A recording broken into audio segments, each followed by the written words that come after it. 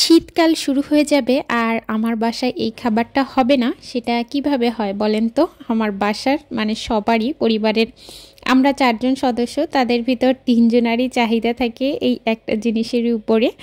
আর সেটা হচ্ছে শীতকাল আসলেই আমাদের বাসায় প্রায় সময় রান্না হয়। তো আসসালামু আলাইকুম, কেমন আছেন আপনারা সবাই? আশা করছি আপনারা সবাই খুব ভালো আছেন। আলহামদুলিল্লাহ, আমরাও বেশ আছি। কাছে দূরে দেশে বিদেশে যে যেখান থেকেই আমার আজকের এই ভিডিওটা দেখছেন না কেন, আশা রাখি ভিডিওর কোথাও কোনো অংশ নিশ্চয়ই আপনাদের ভালো লেগে যাবে। আর ভিডিওর কোথাও কোনো অংশ যদি আপনাদের ভালো লেগে থাকে তাহলে প্লিজ আমার চ্যানেলটার সাথেই থেকে যাবেন। আর আজকে সকাল সকাল উঠেই আমরা চলে গিয়েছিলাম ব্যাংকে। আমাদের একটু ব্যাংকে কাগজপত্রের কাজ ছিল, তো সেই কাজগুলো নিয়ে মোটামুটি সলভ করে তারপরে বাসায় এসেছি। আর বাসা আসতে আসতে অনেকটা দেরি হয়ে গেছে, তো আমাদেরকে আপনাদের ভাইয়া বাসায় ছেড়ে দিয়ে ও আবার ওর অফিসে চলে গিয়েছে। তো এদিক থেকে যখন গিয়েছিলাম সকালবেলা উঠে তো তেমন কিছুই খেয়ে যায়নি, তো আপনাদের ভাইয়া বলল যে চলো তোমাকে না হয় বেকারি থেকে কিছু কিনে দিই। তো বেকারি থেকেই মোটামুটি খাবার কিনে দিয়েছিল, একটা ক্রোসান কিনে দিয়েছিল। আর বাসায় আসার পর আমি একটু কফি করে নিয়েছিলাম, তো আমাকে একটা কফি দিয়েছিল। তারপরে আবার সেটা খেতে ইচ্ছা করলো না, সেটা যেহেতু কোল্ড কফি আর আমার একটু হট কফি খেতেই বেশি ভালো লাগে, মানে গরম গরম কফি চা এগুলো ভালো লাগে।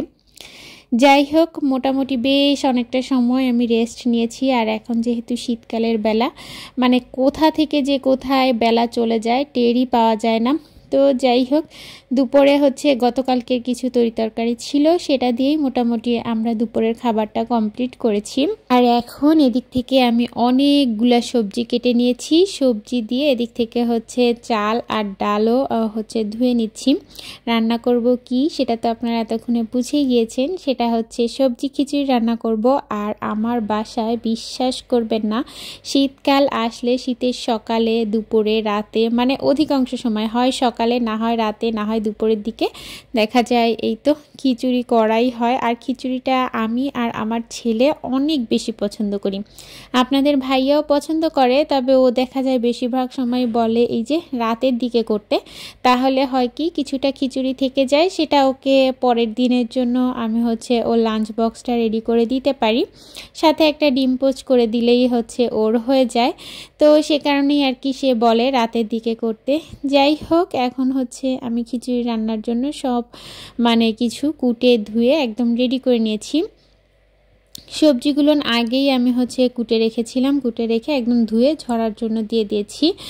আর এদিক থেকে এখন আমি চুলায় কড়াই বসিয়ে দিয়েছি, যেটার ভিতরে আর কি খিচুড়িটা রান্না করব। আর ওদিক থেকে আমার ছেলে দৌড়াদৌড়ি ছুটাছুটি করছে।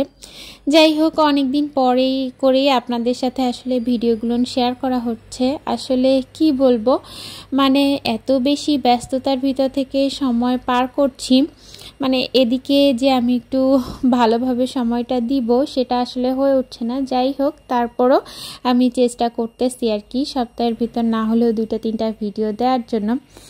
আর রেগুলার যেদিন হতে পারবো সেদিন তো পারবই। যাই হোক, এই তো এরপর আমি কড়াইয়ের ভিতরে তেল দিয়ে পেঁয়াজ বাটা দিলাম কিছুটা, আর রসুন বাটা, আর দিলাম কিছুটা পেঁয়াজ কুচি আর কি। তো দিয়ে একটু খুব ভালো করে কষিয়ে নিয়েছি। আর এরপর দিয়ে দিলাম পরিমাণ মতো লবণ, তারপর দিয়ে দিলাম একটু হলুদের গুঁড়া, দিয়ে দিলাম মরিচের গুঁড়া, দিয়ে দিলাম ধনের গুঁড়া, আর এখন জিরার গুঁড়া দিয়ে দিলাম। জিরার গুঁড়াটা আমার একদমই শেষ, এই কারণেই আর কি বয়ম থেকেই দিয়ে দিলাম। আর দিয়ে দিয়েছিলাম কিছুটা কাঁচা মরিচ। আর এরপর আমি খুব সুন্দরভাবে এটাকে কষিয়ে নিব একদম তেলটা উঠে আসার আগ পর্যন্ত।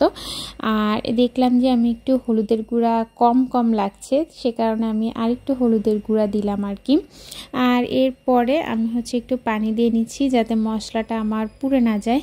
আর জানেন তো, এই খিচুড়িটা আপনারা যারা ট্রাই না করেছেন একবার হলেও ট্রাই করবেন, মানে এভাবে সবজি খিচুড়ি কিন্তু অনেক বেশি ভালো লাগে। আসলে খিচুড়ি তো রান্না করতে সবাই পারে। আর এই তো এরপর দিয়ে দিলাম গরম মশলা।